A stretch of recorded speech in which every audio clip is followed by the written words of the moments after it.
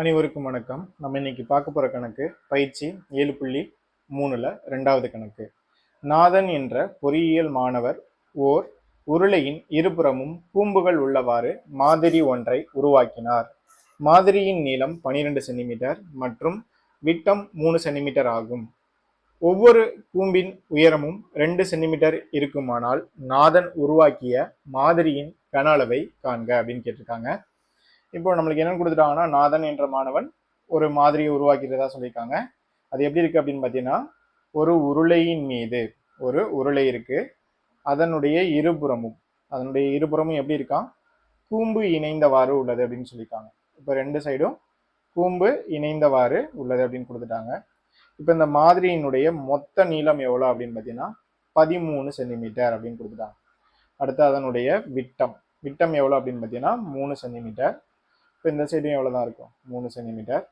இப்போ ஒவ்வொரு கூம்பினுடைய உயரமும் எவ்வளோ கொடுத்துருக்காங்கன்னா 2 சென்டிமீட்டர் அப்படின்னு கொடுத்துருக்காங்க. 2 சென்டிமீட்டர் எனில் இந்த மாதிரியை உருவாக்க தேவையான மாதிரியினுடைய கனளவு என்ன அப்படிங்கிறதான் கொஸ்டின். சரி, இப்போ இங்க கவனிங்க. இப்போ ஆர் மற்றும் H1 என்பன முறையே உருளையின் ஆரம் மற்றும் உயரம் என்க அப்படின்னு எடுத்துக்கிறேன். அடுத்து ஆர் மற்றும் H2 என்பன முறையே கூம்பின் ஆரம் மற்றும் உயரம் என்க அப்படின்னு எடுத்துக்கலாம். இப்போ நம்மளுக்கு ஃபர்ஸ்ட் நான் இங்கே கூம்பு எழுதிக்கிறேன். அடுத்து என்ன பண்ணிடலாம்னா உருளை. இப்போ எனக்கு கூம்பினுடைய ஆரம் வேணும் அப்படின்னு பார்த்தீங்கன்னா மாதிரியினுடைய நீளம் மற்றும் விட்டம் கொடுத்துருக்காங்க. இப்போ எனக்கு விட்டம் ஈக்குவல் டு உருளையினுடைய விட்டம் தான் கூம்புக்கும் விட்டமாக இருக்கும். அப்படின்னு இப்போ உருளையினுடைய விட்டம் எவ்வளோனா 3 சென்டிமீட்டர் இங்கே எழுதிடலாம். இப்போ எனக்கு ஆரம் வேணும் அப்படின்னு பார்த்தீங்கன்னா ஆர் ஈக்குவல் டு 3/2 சென்டிமீட்டர் அப்படின்னு சொல்லுவோம். அடுத்து H2 ஈக்குவல் டு கூம்பினுடைய உயரம் எவ்வளோ அப்படின்னு பார்த்தீங்கன்னா 2 சென்டிமீட்டர். இப்போ உருளையினுடைய விட்டம் தான் கூம்பினுடைய விட்டம் சொல்லிட்டோம். இப்போ கூம்பினுடைய ஆரம் தான் உருளையினுடைய ஆரமாக இருக்கும்.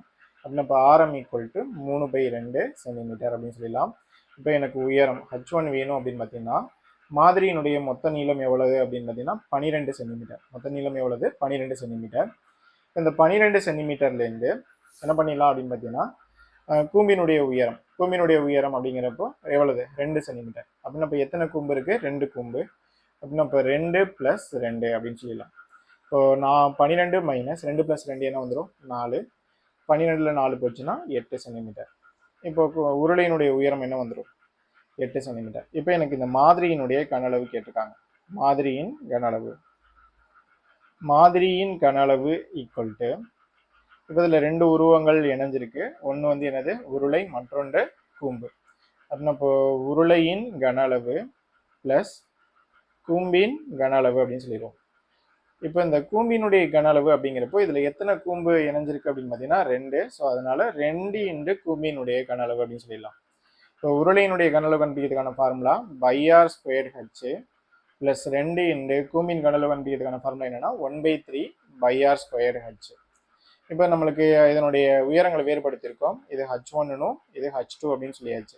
இப்போ இங்கே கவனிங்க, இந்த டேர்ம்லேருந்து ஒரு πr², இதுலேருந்து ஒரு πr² வெளியில் எடுத்துடலாமா?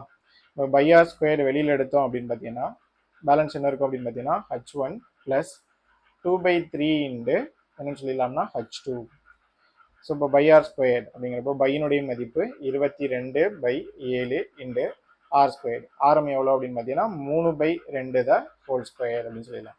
இப்போ H1 அப்படிங்கிறப்போ கூம்பினுடைய உயரம் எவ்வளோ கண்டுபிடிச்சிருந்தோம் 8 ப்ளஸ் உருளையினுடைய உயரம் 8 ப்ளஸ் 2/3 × கூம்பினுடைய உயரம் எவ்வளோ அப்படின்னு பார்த்தீங்கன்னா 2 அப்படின்னு சொல்லலாம். ஸோ இப்போ 22/7 இதை வர்க்கப்படுத்தும் போது அதாவது 3 ஸ்கொயர் என்ன வரும் 9, 2 ஸ்கொயர் 4. இதில் நான் 3 வந்து நீச்சியமாக எல்சிஎம் எடுக்கிறேன். இதை கிராஸ் மல்டிப்ளை பண்ணும்போது 8 × 3 24 ப்ளஸ் 2 4 அப்படின்னு வரும். ஸோ இப்போ இங்கே மல்டிப்ளை பண்ணும்போது 22/7 × 9/4